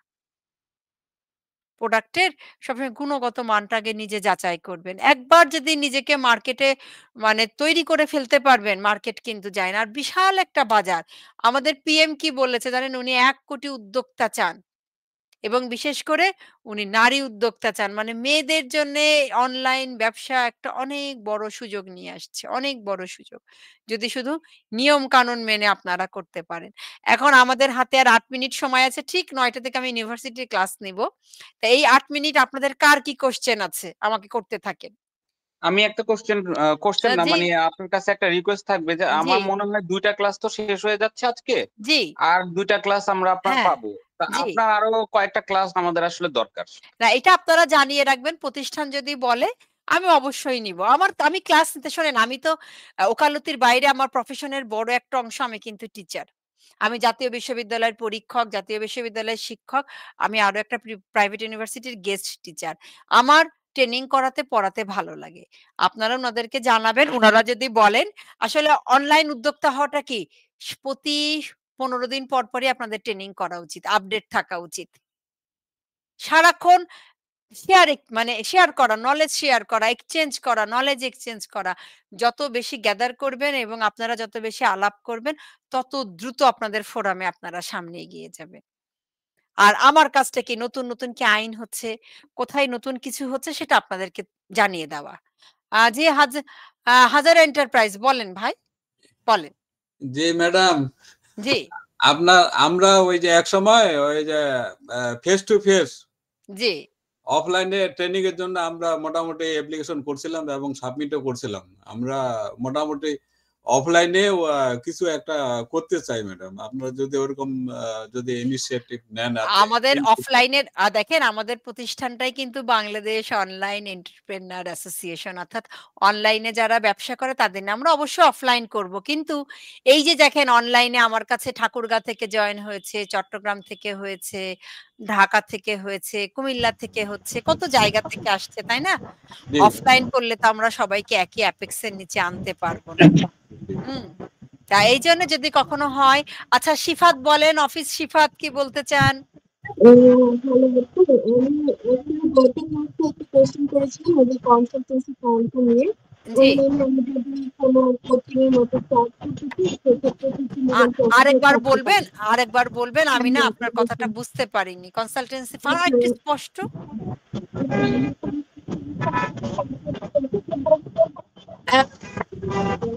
আপু আমি না আপনি একটু স্পিকারের কাছে মুখটা নিয়ে আসবেন। আপনার যেহেতু হেডফোন নাই আমি আসলে বুঝতে পারছি না। একটু স্পিকারের কাছে একটু মুখটা নিয়ে এসে বলেন। এখন কি শোনা যাচ্ছে?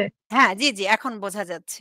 জি। আচ্ছা, আর সেটা বলছিলাম যে আমি অনলাইনে যদি কোনো কোচিং এর মতো স্টার্ট করতে চাই, ওকে, জি। তাহলে সেক্ষেত্রে কি লিগ্যাল প্রসিডিউর থাকতে পারে? আপনি কনসালটেন্সি করবেন। লিগ্যাল জি, মানে আপনার কনসালটেন্সি কি ধরেন আপনি ক্লাস 5 এর অঙ্ক করাবেন, হ্যাঁ? জি, আপনি সেটাও নিবেন কনসালটেন্সি। আপনার আচ্ছা, বিজ্ঞাপনে থাকবে এইরকম যে আমি ক্লাস 5 এর বাচ্চাদেরকে অনলাইনে অঙ্ক শেখাতে চাই।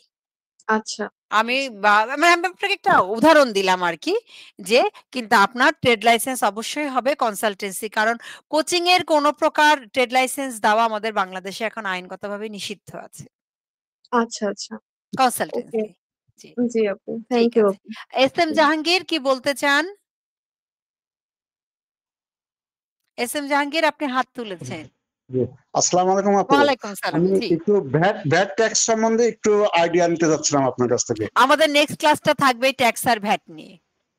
পরের যে আচ্ছা, ঠিক ক্লাসটা আছে। আছে কারণ ট্যাক্স আর ভ্যাট তো ২ লাইনের জিনিস না, তাই না? একটু নানা পদের ব্যবসা, নানা ধরনের ভ্যাট, নানা ধরনের ট্যাক্স আসবে।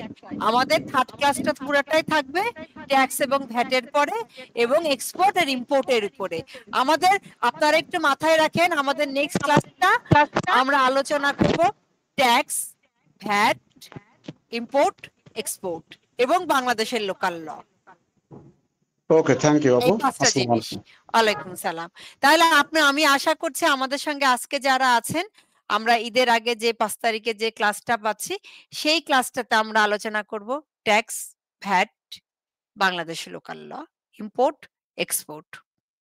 আপনাদের যেখানে যা কিছু জানার ইচ্ছা হয় আমাকে বলবেন, আমি আনসার করব। সেই সাথে আমরা বিএসটিআই নিয়েও একটু আলোচনা করব এবং প্রতিদিনের মতো অল্প একটু হলেও ভোক্তা অধিকার রাখবো, একটু দ্বন্দ্ববিধি রাখবো।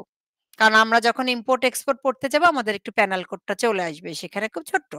আপনাদের জন্য প্যানেল কোড তেমন কিছু নাই ২-১ টা। আর ভোক্তা অধিকারও আপনাদের জন্য মেইনলি ৬ টা ৭ টা আছে এইটুকুই। হ্যাঁ, বলেন রেজাউল কবির। রেজাউল কবির, মিল্টন পল বলেন কি বলতে চান? মিল্টন পল। হ্যালো, জি। জি, জি বলেন আসসালামু আলাইকুম। মিল্টন পল। ওয়ালাইকুম সালাম। বলছিলাম বলেন। যারা অনলাইনে বিজনেস করে, হ্যাঁ? জি। যারা হোমমেড বা হ্যাঁ। বাসায় বসে বিজনেস করে, হ্যাঁ। তারা যদি ট্রেড লাইসেন্সটা করে, হ্যাঁ। সেক্ষেত্রে তাদের ঠিকানাটা কি দিতে হবে? এইটাই তো ঠিকানার বিষয়টা কি? বললাম, শুভঙ্করের ফাঁকি হয়ে গেছে। কারণ বাংলাদেশের নিয়ম হচ্ছে ট্রেড লাইসেন্স করতে গেলে কমার্শিয়াল অ্যাড্রেস লাগবে। হ্যাঁ। আবার এইদিকে চলছে কি অনলাইন বিজনেস করো, অনলাইন বিজনেস করো। এটাই যে আমরা বলেছি যে রিট করতে চাই, সেই রিটের হবে, এটা একটা বড় ব্যাপার। ট্রেড লাইসেন্সের ফি কমানো, এবং যিনি অনলাইন ব্যবসা করবেন তিনি কেন কমার্শিয়াল অ্যাড্রেস দেবেন? তিনি তার বাসার অ্যাড্রেস দিয়ে করতে পারবেন। এটা হ্যাঁ, নিয়ে কারণ আমি আমাদের একটা আমাদের এখানে আমি অনলাইনের করতে গেছি। বলল হুম। আপনার অ্যাড্রেস লাগবে। আপনি জি, অ্যাড্রেস ছাড়া হচ্ছে না। অ্যাড্রেসে তখন আপনার ওরা ব্রিক লাগবে। টাকা নাই। জি, জি, ওরা তখন একটা টাকা নিয়ে আপনাকে দেয়, যেটা অবৈধভাবে চলছে। তো এইটা আমার হ্যাঁ। রিটের বিষয়বস্তু হবে। আমার খুব ইচ্ছা আমি মহামান্য কারণ অনলাইন তো আদালতের দেখা কাছে যায় যারা নারী উদ্যোক্তারা, তারা তো ইচ্ছা করলে সাথে একটা প্রতিষ্ঠান না, দিতে না, পারছে না, না। না, না, না, না। হ্যাঁ। আর আমার কথা, আমি অনলাইন ব্যবসা হলে আমার কেন থাকবে আপনার কমার্শিয়াল অ্যাড্রেস, কেন তাই থাকবে না? শোরুম? কেন থাকবে? হ্যাঁ, হ্যাঁ। এইটাই সেটা আমার খুব ইচ্ছা। আমি মহামান্য আদালতের কাছে বয়া হবে পিটিশনার, আমি হব লয়ার, আমরা একটা রিট করব। এটা আমার একটা ঈদের পরে আমাদের থ্যাংক একটা ইউ প্ল্যান আপু। আছে, ইচ্ছা আছে। আপু, আমরা আমি আরেকটু জানতে চাচ্ছি জি। যে আমি তো অনলাইন অফলাইন করি খুলনাতে, জি। কিন্তু আমার কিন্তু সাইনবোর্ড আছে। সাইনবোর্ডের আমি ট্যাক্স দিই যে সময় ফি রিনিউ করি। ফি দেন। হ্যাঁ, হ্যাঁ, ফি দিই, সাইনবোর্ডের একটা ফি দেই। জি। আর এক্ষেত্রে আমি যদি ঢাকায় আমার অন্য একটা ঠিক ব্যবসা করতে চাই, তখন কি আমার ঢাকায় ট্রেড লাইসেন্স করা লাগবে? আপনাকে এই আমি ফুডের এখন পরে? বলি, এই ফুডের পর না, আপনি আর ট্রেড লাইসেন্স করবেন না। তখন থাকবে কি আপনার ফ্র্যাঞ্চাইজি নেওয়া হয়েছে। কারণ আপনি তো ঢাকায় বসবাস করেন না, আপনি খুলনায় করেন না। জি। তাহলে ঢাকায় আপনি কার মাধ্যমে ব্যবসা পরিচালনা করবেন? ওখানে আমার বাসা আছে, ভাড়া বাসা। আপনার ভাড়া ওইখানে বাসা আছে। আচ্ছা, আপনি ওই ট্রেড লাইসেন্স দিয়ে করতে পারবেন। ওইটাই কারণ জানতে চাচ্ছি। হ্যাঁ, আপনি করতে পারবেন। ওই ট্রেড লাইসেন্স দিয়ে আর করতে আরেকটা পারবেন। জিনিস যে হ্যাঁ। আমি হচ্ছে ফুডের পর ট্রেনার কিন্তু অ্যাসিস্ট্যান্ট পার্ট কমপ্লিট একটু একটা করেছি। কথা, আপনি কিন্তু ওই ট্রেড লাইসেন্স দিয়ে ঢাকায় কোনো প্রকার সাইনবোর্ড ঝোলাতে পারবেন না। না, ওখানে কোনো সাইনবোর্ড দেওয়ার নিয়ম নেই ভাড়া বাসায়। না, এটা আপনি আমি পারবেন জানি। না আর কি। আপনাদের নিয়মটা হবে কি, নরমালি যখন আপনি সাইনবোর্ড ঝুলাচ্ছেন বা ব্যবসা করছেন, তখন আমরা বলি ফ্র্যাঞ্চাইজি। ধরেন এই যে বড় বড় কোম্পানিগুলো আছে, তাই না? তাদের ফ্যাক্টরি হচ্ছে গাজীপুরে, তাদের ট্রেড লাইসেন্স কিন্তু গাজীপুরের ফ্যাক্টরি ট্রেড লাইসেন্স। আর তারা যদি কর্পোরেট অফিস করে থাকে ঢাকা শহরে, তখন তারা নেয় কর্পোরেট অফিসের। কিন্তু একটা ব্যাংকের তো 100টা ব্রাঞ্চ আছে, তাই বলে কি একটা ব্যাংকের 100টা ট্রেড লাইসেন্স? না, জি না। একটা হেড অফিসের, বাকিগুলো হচ্ছে ব্রাঞ্চ। আপনাদের ক্ষেত্রেও তাই, এটা হবে আপনার ব্রাঞ্চ।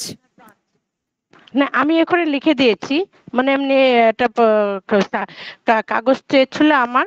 আমি যেহেতু ফুডের কাজ করি, আমি ট্রেনার অ্যাসিস্ট্যান্ট পার্ট কমপ্লিট করেছি, মানে আমি অ্যাসেসমেন্ট দেওয়ার জন্য আমার সেকেন্ড ব্রাঞ্চ হচ্ছে ঢাকায়। আপনি করতে পারেন, ইস্যু না, এটা আপনি পারেন, আইনের মধ্যে থেকেই পারেন। কিন্তু আমি যদি অনলাইনে এটা কনসালটিং করতে চাই, যারা যে ফুডের পরে ট্রেনার অ্যাসিস্ট্যান্ট পার্ট করবে, আমি অনলাইনে তাদেরকে পড়াবো, সেই ক্ষেত্রে আমার কি করতে হবে? আপনার যেটা হবে, আপনার ট্রেড লাইসেন্স আরেকটা নিতে হবে, কারণ এই ফুডের বিজনেসের সাথে কনসালটেন্সি দিবে না। কনসালটেন্সির একটা ট্রেড লাইসেন্স নিতে হবে। তখন আপনি প্রচারণা করবেন যে আমি ফুডের উপরে ট্রেনিং দিতে চাই, I am now trainer, I want to give training for making food or marketing food. মানে তাহলে আমাকে খাবারের উপরে আরেকটা নিতে হবে, কারণ কনসালটেন্সি আপনার ব্যবসার সঙ্গে ওইটার সঙ্গে দিবে না। কনসালটেন্সি এক ধরনের সেবামূলক ব্যবসা। কিন্তু আপু, এখানে যে দেখি যে অনেকেই যেরকম করে অনলাইনে তাদের ক্লাস করাচ্ছে, করতেছে, এতে তো কেউ আর কি করে না, ওই দেখেন জুমে মিটিং এ করতেছে। আমি আপনাকে বলি, এখনো পর্যন্ত আইনটা পাস হয়নি বলে বাধ্য হয়েছে।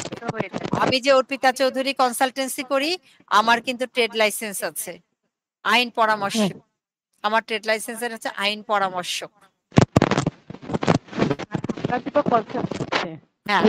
আমরা তো কনসালটেন্সি, এটা তো ওয়ান কাইন্ড অফ কনসালটেন্সি। তো এখানে কি আপনি একাধিক ট্রেড লাইসেন্স করাটা মানে আপনার তো 20টা ব্যবসা থাকতে পারে না? আপনি যদি এখন পণ্য রপ্তানি করতে চান তাহলে আপনি কি কনসালটেন্সি ব্যবসার সাথে রপ্তানি আনতে পারবেন? পারবেন না তো। আরেকটা কথা যে আমি আমার ছেলে দুজন মিলেই কনসাল্টিং করব, ও যেহেতু আইটির পরে আমি ফুডের পরে, তখন আমাদেরকে একটা দিলে হবে না? না, একটা আপনার এসে ট্রেড লাইসেন্স আপনারা যেটা করেন প্রোপাইটারশিপ মানে একক ব্যক্তি। আপনি আর আপনার ছেলে করলে আপনাদেরকে আগে পার্টনারশিপ ডিড বানাতে হবে 4000 টাকার স্ট্যাম্পে। তারপরে সেই পার্টনারশিপ ডিডের মাধ্যমে আপনারা একটা ট্রেড লাইসেন্স আসতে পারবেন। ট্রেড লাইসেন্স মানে প্রোপাইটারশিপ মানে যে একজন ব্যক্তির একক মালিকানা। দুইজন এখানে আসতে পারেন, দুইজন আসলে সেটা পার্টনারশিপ।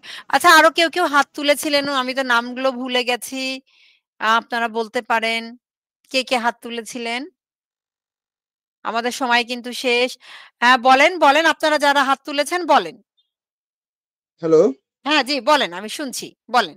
বলছিলাম আপনি যে বললেন যে ব্রাঞ্চ যদি খোলে সেক্ষেত্রে হ্যাঁ। আপনি ওটা ওখানে সাইনবোর্ড দিতে পারবেন না, না একটা ট্রেড লাইসেন্স দিয়ে হবে।